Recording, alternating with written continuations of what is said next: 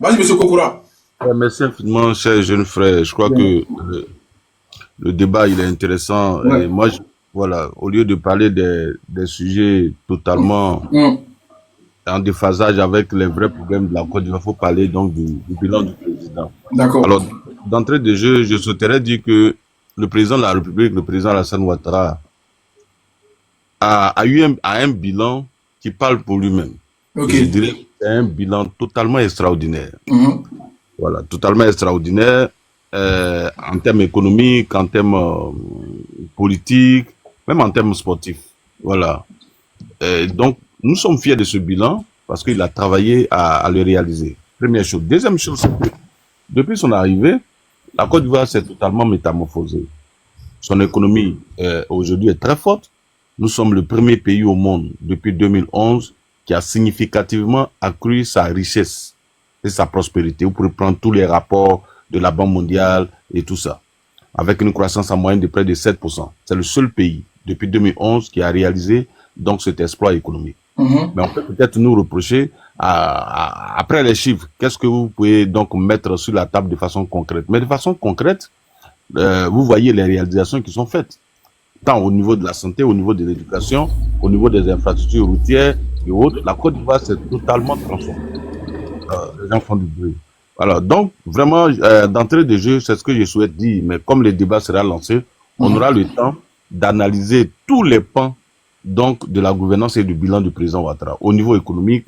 Et comme je l'ai dit, à tous les niveaux, nous allons faire l'analyse et comme vous mettez le débat sur la table, donc je ne vais pas être long, je vais m'arrêter là pour attendre donc l'intervention des autres et puis on va poursuivre le débat. Merci Ok, infiniment. ok. Merci, monsieur Kokora. Ah, et quoi, aujourd'hui, là, le débat, il est de haut niveau, hein, parce que dans la RATP, ils sont en temps. Il y a Bon, qui allez, je là, qui peux là. répondre. Je peux Vas-y, Kem, répondre. vas-y, Kem, vas-y, Kem. Ok. Monsieur Kokora ici a dit le président Ouattara a un bilan très extraordinaire. Mais moi, je vais le contredire. Parce que avant son élection, avant la prise du pouvoir en 2010, pendant les campagnes électorales, le président Alassane nous a promis ici que pour les femmes, l'accouchement sera gratuit. Un Ivoirien, un toit. L'école gratuite. D'abord, je vais m'arrêter sur ces trois aspects-là. Rien de ça a été fait jusqu'à aujourd'hui. L'accouchement n'est pas gratuit. Les Ivoiriens, un toit. Au contraire, les Ivoiriens, comment on appelle ça, une tente. Parce que les Ivoiriens aujourd'hui, ils sont chassés de leurs maisons. On casse les maisons. On voit pas d'Ivoiriens qui se soignent gratuitement. Donc, il ne vient pas nous dire ici que son bilan est extraordinaire. Là, je vais m'arrêter. Il y a une contradiction. Bonjour, Corolay. Je peux parler? Ah, mon gars, il y a quelqu'un qui est en train de parler déjà. Une contradiction sur ces points que j'ai énoncés là. Ok, vas-y, s'il y a de la contradiction, ok, vas-y. Qu'il me réponde. Ok, monsieur Kokora. D'abord, ce qu'il a dit, il est totalement faux. Premièrement, sur les accouchements, le président même allait plus loin. Aujourd'hui, dans notre pays, depuis 2012, c'est ce qu'on appelle la politique de la gratuité ciblée. La femme enceinte, dès sa prise, donc la prise de son carnet, tous ses soins, ses consultations prénatales, jusqu'à l'accouchement, y compris la césarienne, tous ces actes sont totalement gratuits en Côte d'Ivoire. On appelle ça la prise en charge. Voilà, totalement gratuit. C'est ce qu'on appelle la politique de gratuité ciblée. Et dans cette politique de gratuité ciblée, il y a les enfants de 0 à 5 ans. Frère, pardon, tu peux fermer ton micro. Fermez le micro, s'il vous plaît, fermez le micro. Mais attends, mais qui a bloqué Coco Cavia là? Frère, voilà. Et donc, c'est ce que dans cette politique de gratuité ciblée, il y a les enfants de 0 à 5 ans qui sont pris en compte. Donc, ils sont soignés totalement gratuits dans nos hôpitaux publics. Y compris le paludisme, donc, qui est soigné gratuitement en Côte d'Ivoire. Et je te rappelle que c'est la première pathologie, donc la première cause donc, de mortalité donc, en Afrique et principalement en Côte d'Ivoire. Mais tout ça, c'est soigné gratuitement. Ça, c'est un. De deux, tu nous dis les Ivoiriens sont chassés de leur maison et ils dorment au dehors. Alors, moi, je te mets au défi de nous montrer des vidéos ou bien des photos où des Ivoiriens dorment dehors. Il faut arrêter un peu la propagande et la manipulation. Ceux qui sont déguerpis, quand tu prends Boribana, mais depuis longtemps, il y a une cité qui a été construite à Songon pour eux. Ceux donc d'Agamé, village, mais il y a Ebimpe qui a été construit pour eux.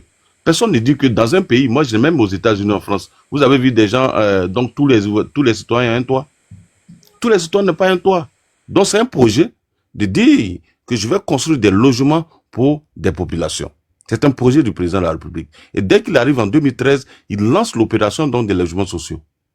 Le projet a connu des difficultés, ça on le reconnaît, il faut être honnête, a connu des difficultés, mais malgré ces difficultés, le président a construit plus de 40 000 logements. L'année dernière, c'est 25 000 logements qui ont été construits. Je te mets au défi de me dire quel est le président donc qui a réussi à construire autant de maisons, autant de logements avant Alassane Ouattara. Et je vous rappelle, à toute fin utile, que il n'y a jamais eu un président de la République qui a réalisé à 100% tous ces projets. Non. Et il n'est pas Dieu. Donc, ce qu'il a réalisé en 15 ans, j'estime que, aucun président n'a réussi avant lui dans le contexte post-crise et dans le délai. Tu prends seulement au niveau des universités. Avant lui, il y avait combien d'universités? Même les universités qui existaient, mais c'était des KGB. Mais aujourd'hui, au moins, nous avons des universités qui sont sorties des terres en 15 ans. Alors qu'en 51 ans, on n'avait seulement que 2 universités. Mais aujourd'hui, on a combien d'universités? En termes d'infrastructures secondaires, il y avait combien de lycées et collèges pour toute la Côte d'Ivoire en 51 ans? C'est 242 collèges. Mais aujourd'hui, c'est 608 collèges qu'il a construits, donc lycées et collèges qu'il a construits en 15 ans. Tu prends au niveau donc du primaire, mais avant son arrivée, c'est 22 000 salles de classe qui avaient été construites. Mais aujourd'hui, c'est 40 000 salles de classe qui ont été construites. Ce n'est pas un miracle, mais ou bien, je vais dire, on ne dit pas qu'il n'y a plus de problème en Côte d'Ivoire. Ce serait vraiment une grosse folie de dire qu'il n'y a plus de problème en Côte d'Ivoire. Non. 15 ans après, il y a toujours des problèmes. Et même 50 ans, 60 ans, 60 ans après, il y aura toujours des problèmes parce que nous sommes des hommes. Même aux États-Unis, il y a toujours des problèmes. Il y a des gens qui dorment sur des ponts. Les homeless qu'on appelle les SDF. Mais tu viens aux États-Unis, tu vas les voir sur les ponts. Est-ce pourtant que tout va mal aux États-Unis? Non. Mais nous disons, il y a eu des choses qui ont été faites dans ce laps de temps, mais il restera encore des problèmes à régler. Et voilà pourquoi il travaille à les régler. Il va travailler, continuer de les régler. Donc je m'arrête là. Ok. Ok, au prochain, s'il vous plaît, au prochain. Ou bien je réponds. Parce que ça. On va laisser d'autres personnes parler aussi, voilà. Ok. Les gars, tapotez le like, tapotez le like. Monsieur Kaloué, allez-y. Tapotez le like. Bonjour les frères, bonjour Corolla, ça va tranquille? Bonjour, ça va. Ah ouais, ça fait longtemps que je suis pas monté sur ton live. Ouais. Voilà. En fait, ce que le monsieur vient de dire tout à l'heure, monsieur Kokora, il n'a pas tort. Il y a des éléments qui sont avérés dedans.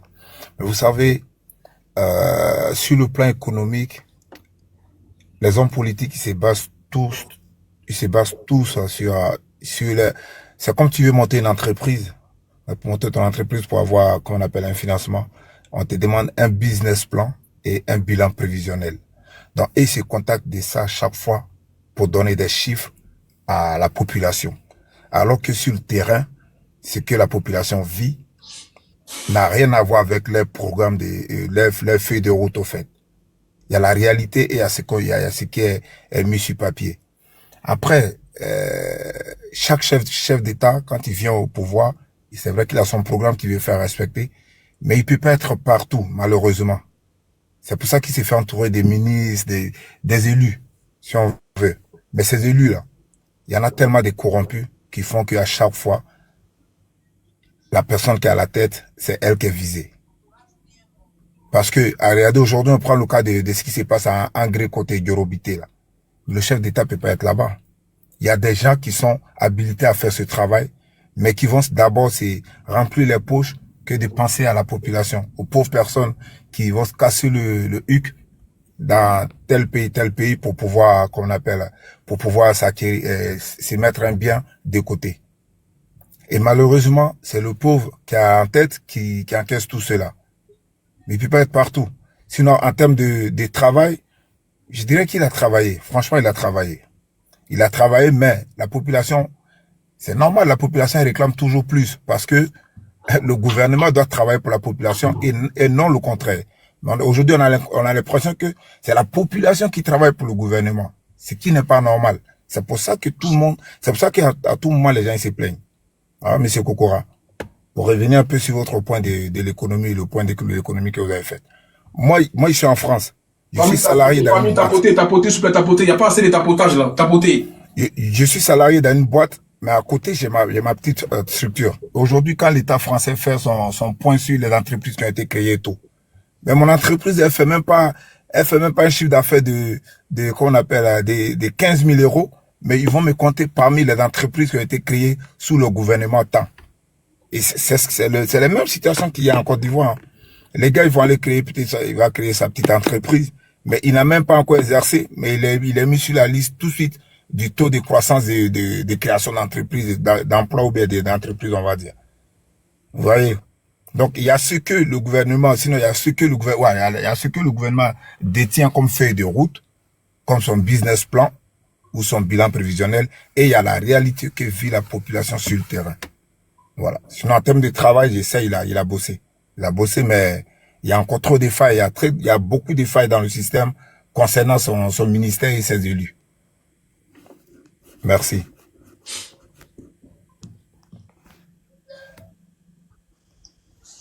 Ok. Le prochain, les gars. Monsieur Unité. Ouais, bonjour. Monsieur Keloué, comme tu dis, bonjour d'abord. Comme tu dis, tu es en France. Dieu merci, moi aussi, je suis en France. Moi, je voulais te poser une question. Est-ce qu'ici en France, et la population, les Français, ils se plaignent pas de Macron? Bah, Est-ce que hein? Ben si, bien sûr que oui. Ok, donc ça veut dire en gros que dans chaque pays, il y a des problèmes. Ça veut dire en gros, la population pourra jamais être satisfaite d'un président. Ça, c'est impossible. Maintenant, on est en train de parler, on est en train de parler de l'Afrique. C'est-à-dire, moi, je veux que quelqu'un me montre en Afrique un pays que toute sa population est sans problème au fait. Ils mangent à l'aise, ils dorment à l'aise, ils sont bien. Moi, je veux que quelqu'un me montre ça au fait. Un pays africain. Il parle même pas de l'Europe ici, un pays africain. Je peux te dire. Je suis d'accord avec toi, ce que tu viens de dire. Je suis tout à fait d'accord avec toi. Corolla, excuse-moi, c'est pas pour faire qu'on appelle un débat entre lui et moi. Excusez-moi, je vais juste une petite motion. Ce que le frère Kokora, il a dit pareil. Même aux États-Unis, les gens ils dorment sur les ponts. Donc, ta préoccupation de dire qu'il y a dans quel pays en Afrique où il n'y a pas de souffrance, ça n'existe pas. Dans le monde entier même. Ok. Ok, merci beaucoup. Donc, je vais dire par là, Corolla, il a, sur l'affiche, il a bien précisé le bilan. Il a dit le bilan du président Alassane. Donc, quand tu montes, tu lis bien et tu donnes le bilan. Ce qu'il a fait, ce qu'il n'a pas fait, ça c'est, il faut qu'il y ait les critiques pour que l'autre, il se met au travail. S'il n'y a pas d'opposants ou s'il n'y a pas de critiques, rien ne va changer. C'est vrai, on est les Ivoiriens, on veut le bien-être de notre pays, mais s'il y a la vérité là, on va se dire, et pour que ceux qui vont venir après, il faut mieux que le président en place. On a tous vu ici ce que le président, il fait pour le pays, ou il a fait pour le pays. Ceux qui disent que on mange pas goudron ou les ponts on mange pas, moi je vois ces personnes-là, ils prennent leur téléphone, ils vont sur ces ponts ou bien sur ces goudrons-là, ils font un selfie ou ils font une photo et ils mettent sur les réseaux sociaux, ils disent que ouais, mon pays est joli. Donc si on mangeait pas des goudrons ou des ponts à l'ancienne, il ne va pas parler de trucs à l'ancienne. Est-ce qu'ils pouvaient faire ça? C'est parce que c'est joli. C'est parce qu'il y a un truc qui a changé. C'est parce qu'il y a un truc qui a changé. Donc, on va reconnaître ça et on va féliciter le monsieur en place. Pour que si d'autres présidents viennent, ils font plus que lui au fait. Moi, c'est comme ça que je vois. En tant qu'Ivoirien, c'est ça au fait. Je suis d'accord avec toi, frangin. Moi, le pouvoir qui est en place, j'en ai plein de potes dedans. Mais le seul problème que moi j'ai avec eux, ils adorent pas qu'on les critique. C'est ce qui est dommage. Sinon, le gars, il a bien travaillé. Donc, dans ton entendement, tu voudrais qu'on réponde, oui, il a travaillé, non, il n'a pas travaillé. C'est ce que tu veux entendre? Oui, c'est ça. Non, c'est un débat. Le frère, il a mis un sujet, il faut qu'on le débatte, c'est tout. Sinon, on peut pas venir pour dire oui ou non, comme si on était dans un bureau de vote. Non, mais c'est ce qu'il a mis. Moi, c'est ce qu'il a compris, hein. Il a dit le bon, c'est comme ça, t'as compris, mais il faut reconnaître que les frères qui sont là, ils travaillent bien, mais il y a des failles. Et ils n'aiment pas qu'on les critique. C'est pas bon. Parce que ici, même Macron. Maintenant, moi, ce que je veux savoir, qu'est-ce que tu veux qu'ils fassent au-delà de ce qu'ils ont fait? Les systèmes d'acquisition des terrains, par exemple, en Côte d'Ivoire, les histoires d'ACD qu'ils ont mis en place, il faut qu'ils respectent, comme on appelle, la ligne à suivre. Faut pas qu'il y ait des magouilles, parce qu'aujourd'hui, une dame, la pauvre dame qui a eu son terrain, qui a crêché ici, en Europe peut-être pour avoir son argent pour aller acquérir un terrain, elle a les documents au complet, et derrière, il y a quelqu'un d'autre qui a, comment on appelle, la copie de son document. C'est pas normal. Voilà.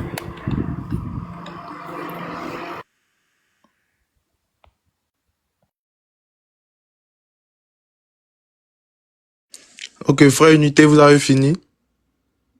Ok, pas de souci. Donc toi, ta préoccupation, c'est ça. Mais moi, je vais te dire une chose. Tu sais que la corruption, ça peut pas finir en Afrique. Ça, c'est un d'abord. Hein? De deux, le président, il peut pas, comme toi-même, tu viens de le dire tout de suite, il est entouré de ses ministres. Il peut pas voir tout, au fait. Lui, je vais dire quoi? Il débourse de l'argent pour des secteurs, pour qu'il ait une amélioration des choses. Mais après, si la population se plaint, c'est parce que la population va se plaindre qu'il va s'en rendre compte que l'argent qu'il a déboursé, hein, et le travail n'a pas été fait. Donc moi, ce que je peux dire, on vote un président, c'est pour construire le pays, c'est pour le bien-être de la population. Si le président qui est là, il est sur le chemin, si on peut dire ainsi, il est sur le chemin. Moi, je pense que c'est mieux de le pousser que essayer de ramener quelqu'un. On connaît pas ses intentions. On sait pas s'il va faire mieux que lui ou il va pas faire mieux que lui. Bon, c'est ça, hein, c'est ce que moi je pourrais dire. Ok. On va passer la parole à monsieur Dr Ibra. Monsieur Amiral Nabab, pouvez-vous fermer votre micro, s'il vous plaît?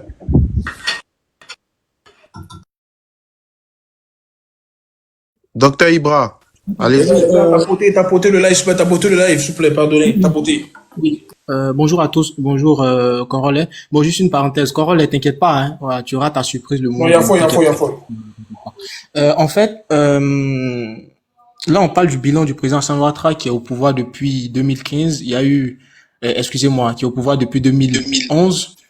Normalement, on a eu l'effectivité du pouvoir en 2011. C'est vrai que l'élection du président de la République s'est tenue en 2010, mais il y a eu une crise donc fratricide qui a qui a plombé notre pays, et donc on a eu l'effectivité du pouvoir en 2011. L'objectif, lorsqu'on fait un bilan, c'est justement de dresser un tableau synoptique qui puisse nous permettre de voir s'il y a eu de l'avancée. Parce qu'on ne peut pas tout remettre en cause. On ne dit pas également, nous sommes humbles pour reconnaître que tout n'est pas parfait, qu'il y a encore des choses à parfaire. Donc, on dit simplement, on se pose la question de savoir s'il y a eu de l'avancée en 2011 et maintenant. L'objectif également, c'est de faire un comparatif d'avec le bilan, donc les différents bilans des autres présidents. Parce que c'est ça aussi l'objectif de la politique. L'objectif de la politique, c'est d'apporter le meilleur aux concitoyens qui vivent au sein d'une société, mais c'est aussi de pouvoir justement mettre en exergue votre bilan et les différents bilans antérieurs et de voir s'il y a eu de l'avancée lorsque vous avez donc décidé de prendre le pouvoir par le truchement de l'élection. Nous disons simplement que lorsque nous appuyons sur les différents indicateurs, parce qu'on ne peut pas débattre avec les différents ressentis, on ne peut pas débattre avec les différentes réalités, on ne peut que s'appuyer sur des indicateurs. Lorsqu'on prend lorsqu'on prend tous les indicateurs, on ne dit pas que tous les indicateurs sont au vert, mais nous disons que la pléthore d'indicateurs naturellement sont au vert et que la Côte d'Ivoire avance bien. Moi, par exemple, pour ne pas être très long, parce que nous allons rentrer dans le vif du sujet, même si nous y sommes déjà. Moi, je dis par exemple que je vais commencer par l'aspect de la sécurité défense, parce que pour moi, on ne peut rien faire dans la chienlit. Pour moi, on ne peut rien faire dans le désordre. Pour moi, on ne peut rien faire dans les difficultés liées à la sécurité. Si on pense à entreprendre, si on pense même à se nourrir, si on pense à aller à l'hôpital, c'est bien parce que nous sommes dans un pays où relativement la sécurité se porte bien. Je vous rappelle que lorsque nous prenions le pouvoir, en ce qui concerne l'indice de sécurité, nous étions à 6,8. C'est-à-dire que nous sommes venus trouver la Côte d'Ivoire dans un état en lambeaux, avec une sécurité délétère. Donc, à partir de cet instant-là, l'indice de sécurité était à 6,8. Vous vous en rendez compte. Grâce aux efforts du président Alassane Ouattara, à l'époque, on avait connu ce phénomène donc des microbes. Le président Alassane Ouattara et son gouvernement ont pris à bras le corps ce problème et ont réussi, n'est-ce pas, à endiguer ce problème-là, ramener la sécurité dans le pays. On n'a pas dit que c'est la sécurité à 100%, mais on ne peut pas aujourd'hui occulter le fait que les Ivoiriens dorment en paix aujourd'hui. Il n'y a pas de coup de Kalash en Côte d'Ivoire. Il y a des unités de police pour lutter contre la grande criminalité qui ont été créés, je peux les citer. On a l'ULGC, donc l'unité de lutte contre la grande criminalité. Je vais dire la police criminelle avec ses sections de la brigade de recherche et d'intervention qui opèrent à chaque fois et qui luttent contre les grands délinquants qui sèment le trouble donc des Ivoiriens. Je vais dire à chaque fois en Côte d'Ivoire. Donc l'aspect sécuritaire aujourd'hui est vraiment très important. Donc de 6,8 lorsque nous prenions le pouvoir en 2011, aujourd'hui nous nous trouvons à 1,3. Vous avez vu l'avancée. Donc indice de sécurité à 6,8, donc catastrophique. Grâce aux efforts du président Alassane Ouattara, nous sommes aujourd'hui à 1,3. Donc c'est une avancée. Ça, c'est un premier point. Donc, pour moi, l'aspect sécuritaire est très important dans un pays. On ne peut rien faire s'il y a du désordre. Excusez-moi. On fait quoi s'il y a du désordre? On fait quoi s'il y a une sécurité accrue? Voilà. Donc, je vais m'arrêter là sur ce premier aspect. Et puis, quand j'aurai une deuxième prise de parole, je vais pouvoir développer. Merci beaucoup. Ok, merci, monsieur. Monsieur Gassama, vous êtes là? Bonsoir tout le monde d'abord. Ken, Gassama. Ah, Dieu merci, je suis monté. moi j'ai une question pour toi en fait. Je t'écoute. Selon toi, il y a quel président qui est venu en Côte d'Ivoire qui a fait plus que Ado? J'ai dit, il y a quel président qui est venu en Côte d'Ivoire qui a fait plus que Ado pendant tous ces temps-là? Tu m'entends? Boigny a fait plus que Ado. Houphouët-Boigny a fait plus que Ado. Et puis, si tu me permets de développer, je peux, hein. Vas-y, explique. Parce que en matière d'infrastructure, celui qui a fait qu'on a connu des grandes infrastructures en Côte d'Ivoire s'appelle Félix Houphouët-Boigny. Voilà. Donc, je peux dire, en matière d'infrastructure, Houphouët-Boigny est largement devant Ado. Et puis, je vois certains partisans du RHDP qui vraiment veulent pas dire la vérité. Parce que quand toujours ils comparent Alassane, ils veulent le comparer à Gbagbo Laurent. Mais c'est pas la même chose. Parce que sous le pouvoir de Gbagbo, la Côte d'Ivoire était divisée en deux. Mais ça, ils omettent ça. Ils font comme si cela n'a pas existé. Cela a bien bel existé. Donc si vous comparez Alassane Dramane Ouattara, parlez de son bilan. Ce qu'il a dit, est-ce qu'il a respecté réellement? Voilà. Parce qu'il y a aussi des désarrois dans sa gouvernance. C'est de ça que nous voulions parler.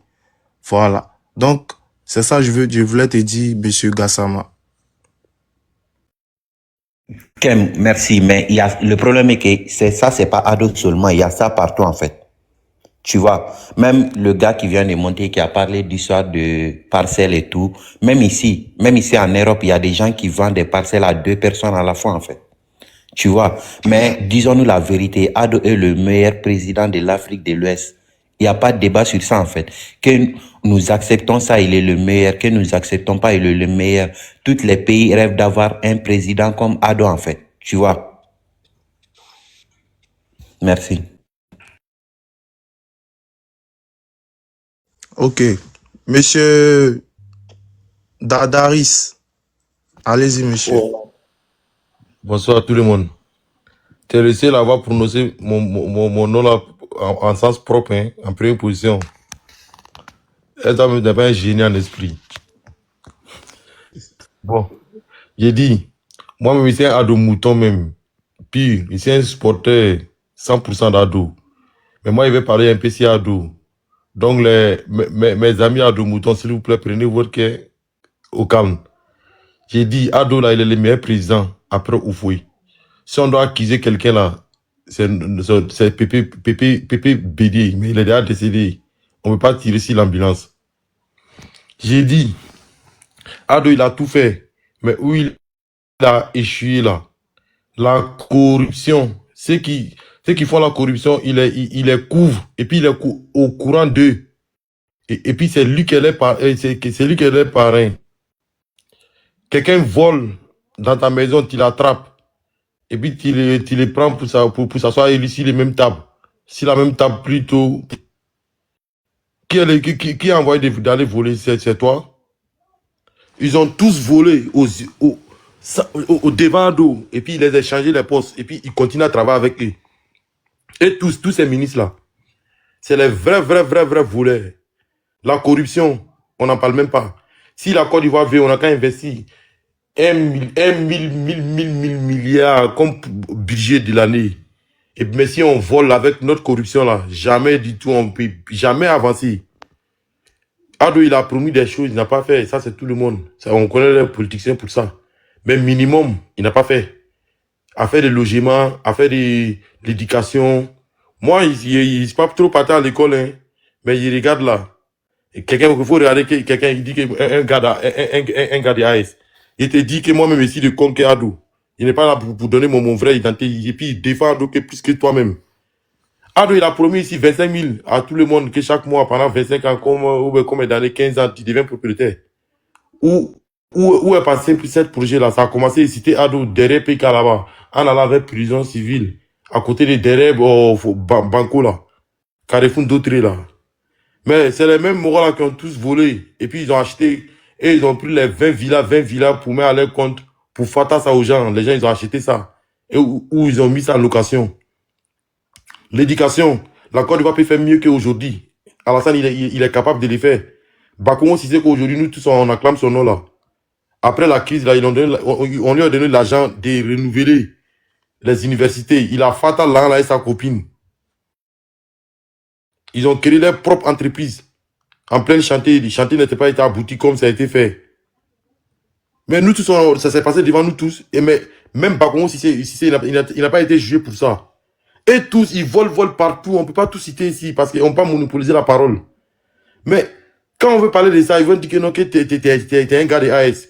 Il n'y a pas lui-même qui parle de ça, mais il n'a même pas pris Ado Mouton que nous. Nous, on a lutté pour Ado. Et puis, il n'y a même pas, il n'y a rien à voir avec les pays de AS. Mon village, 100% en Côte d'Ivoire. 100% en Côte d'Ivoire. Et puis, 100% même ethnique à Ado. Ce qu'il avait dit ici, là, c'est qu'il y a la vérité, là. Si on ne critique pas Ado, on va critiquer qui? Il y a trop de faillites. Au niveau de corruption, il ne faut pas qu'on va se mentir. Il y a trop. Les morts qui sont autour d'Ado, là, nous-mêmes, on est supporters d'Ado, mais on sait tout. Si ce n'est pas à cause d'Ado, là, on va les diamants. Parce qu'on se calme, on les laisse. Parce que c'est à cause d'Ado, on les laisse. Hein. Tous ces ministres vendus autour de lui, là, ils sont très méchants. Et puis, ils n'ont pas pitié. Quand ils ont fait les lois des voitures, là, au nom de l'écologie, là, on laisse les Libanais, ils rentrent avec les mêmes voitures, et puis ils vendent au prix double. C'est que nous, on achetait les Eto-Fils, là, combien? 2 millions 5, 3 millions 500, mais aujourd'hui, si tu vas déposer 6 millions, 7 millions, même voiture, même année, c'est eux qui ont monopole de faire job ça au pays. Ça joue sur qui? C'est sur nous. Et ils disent que faut quand on rentre les voitures moins de 5 ans. Et même là, ils font rentrer ça, et puis ils roulent là et ça. Mais sinon, on fait ça, là, ils vont barrer pour nous. Ah, mais vous voyez ça comment? On est dans quel pays? À l'université, l'État ivoirien, ils sont incapables de loger les étudiants ivoiriens. Logement étudiant, là, comment Ado, ce qu'il a promis, là, on a vu ça ici. L'État, il a les moyens. Un seul ministre, ce qu'il vole là, ça vaut 10 milliards, 20 milliards. S'ils ont mis ça dans, comment on appelle ça même, dans les constructions des cités universitaires, là, les enfants, ils vont bien dormir, ils vont bien étudier. Mais ils ne font pas ça. À l'école, à l'université, là, comment ça se passe? Un étudiant peut faire 1 mois, 2 mois à la maison, il n'y a pas coup. Juste quand les professeurs, ils vont dire que prenez les pistes oranges, ils vont vous envoyer des messages. Mais champion, là, on parle des bilans, on parle pas des... Laisse-le parler. On parle des bilans, tout ça, ça compte parmi les bilans, Gassama. Tu as eu ton tour de parole. Ah, Gassama, moi, il dit, tout ça, Alassane, il a bien fait, hein. C'est Alassane, c'est à cause d'Alassane même là. Moi, mon village m'est développé aujourd'hui. On peut dire qu'il y a lumière, il y a école, il y a tout. Ça là, je le remercie pour ça. Il a beaucoup fait. Mais Alassane que nous, on connaissait là, et puis nous, on comptait sur lui là. Sa rigueur là, il a diminué beaucoup sa rigueur avec ses entourages. C'est ça qu'il veut te faire croire. Je sais pas si c'est l'âge qui a fait ça ou il sait pas parce que nous, on était trop petits ou ça, on n'était pas encore nés. Quand on nous a parlé de la rigueur d'Alassane quand il est arrivé en 90 avec Oufoui. Mais rigueur qu'il avait là, mais aujourd'hui, là, on lui a donné les clés. Il n'a plus cette rigueur-là encore. C'est ça le point champion. Moi, je te parle quelque chose. La rigueur qu'Alassane nous a parlé en 2010, en 90, qu'Alassane il a fait ça, les ministres qui ont fait les 2 voitures, les ministres qui ont fait bon de carburant, des villas, des sacs, il a serré les coups, jusqu'à on lui a détesté là. Aujourd'hui, on dit voilà, tiens, toi-même tu prends devant. Mais lui-même, il a pris devant là. Un ministre de Côte d'Ivoire n'a pas droit, s'il n'a pas un autre projet, il doit se justifier, c'est bien. Mais en Côte d'Ivoire, aujourd'hui, les apôtres sont en prison, non? On dit, l'argent là quitte où? Mais est-ce qu'on pose question? La richesse de nos ministres là quitte où? Qui peut les faire ça en Côte d'Ivoire? Un état de droit là, on doit les demander. Mais vous qui on me parle, vous dites que non, qu'on est mort de AS. Champion, il n'y a pas plus ivoirien que moi. Ado là, même face à face, il dit, mais il va dire, ah lui là, c'est un de mon petits-fils. Il sait d'où il vient. C'est que nous on a fait pour Ado là, comme lutte là. Toi tu ne peux pas faire, toi tu parles de AS. Moi ici 100% ivoirien. 100%. Et puis des générations, je te dis, Ado là, il a travaillé, mais la corruption là, c'est ça le problème. Les hôpitaux, c'était comment? Maintenant, il a vu que ça commence à changer un peu. Sinon, de 2015 jusqu'en 2020, c'était comment en Côte d'Ivoire? Mais jusqu'à présent même, les médecins là, qui doit les contrôler? Où est sa rigueur? Ils prennent les salaires que les Ivoiriens cotisent pour payer. Mais ils ne sont jamais à l'hôpital là-bas. Jamais du tout. Toujours, ils sont dans les cliniques. Qui doit les sanctionner? Ce n'est pas l'État. Qui est le chef de l'État? Ce n'est pas Alassane. Vous allez dire que non, que c'est pas à lui de contrôler tout.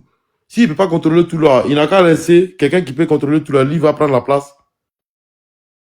Mais quand vous parlez, vous dites que c'est mamie, c'est l'auto. On voit comment ça fonctionne dans les hôpitaux. Ils considèrent les hôpitaux, mais comment ça fonctionne dedans? Zéro. Quand vous parlez, Dadari, chuté Ok, en 30 j'ai une secondes. question pour toi, en Chuté en fait. 30 Non, secondes. j'ai une question pour lui, en fait. Non, il faut laisser question là. Il va répondre à Ok, quelqu'un. question, là, on va avancer. J'ai Laissez. dit, Gassama, moi-même là. Et puis en plus, Chuté là, en il ne 30 veut pas rentrer secondes. dans Faut faire des chuter en 30 secondes. Ah, ok. J'ai dit, Alassane, je reconnais qu'il a travaillé, mais il y a beaucoup de faillites. Depuis les faillites, là, il doit régler ça pour nous, mais s'il est bon avant de partir. Parce que la manière que ça se passe là, avec ces vautours qui sont autour de lui, là, moi, je ne suis pas content. Les Ivoiriens ne sont pas contents. Ok, il laisse la parole. Ok, merci, monsieur Dadaris. Ouais, je peux réagir rapidement, si tu permets. Bon, monsieur Kokora, allez-y en 1 minute. On va passer la parole à monsieur Amiral. Allez-y. Je ne sais pas si en 1 minute je peux dire grand chose. Non, mais je crois que le monsieur, il manque beaucoup de, il manque d'informations. Donc, c'est son problème, il manque d'informations. Je ne sais pas s'il sait qu'aujourd'hui, même jusqu'au maire, ils déclarent leur bien, leur patrimoine, au niveau donc de la haute autorité pour la bonne gouvernance et la lutte contre la corruption. Voilà. Donc, c'est ce président, depuis son arrivée, qui a mis en place les instruments pour lutter contre la corruption. Avant lui, quels étaient les systèmes qui étaient mis en place pour lutter contre la corruption? La Côte d'Ivoire était à la 154e place en termes donc de corruption dans le monde. Mais l'année passée, on était à la 87e place. Cette année, nous sommes à la 69e place. C'est-à-dire, en une année, on a gagné 18 places. Voilà. Donc, tu peux pas imaginer un pays où il y a eu la corruption, donc, qui était pratiquement endémique, et 15 ans penser que la corruption peut disparaître dans ce pays. C'est pas possible, frère. Voilà. Comme les gens l'ont dit, personne ne dit qu'il n'y a pas de problème. Mais il n'a pas de miracle, un bâton magique pour régler tous les problèmes en 15 ans. Non, c'est pas possible. Aucun pays ne l'a réussi. Voilà. Mais les évolutions qui ont été apportées,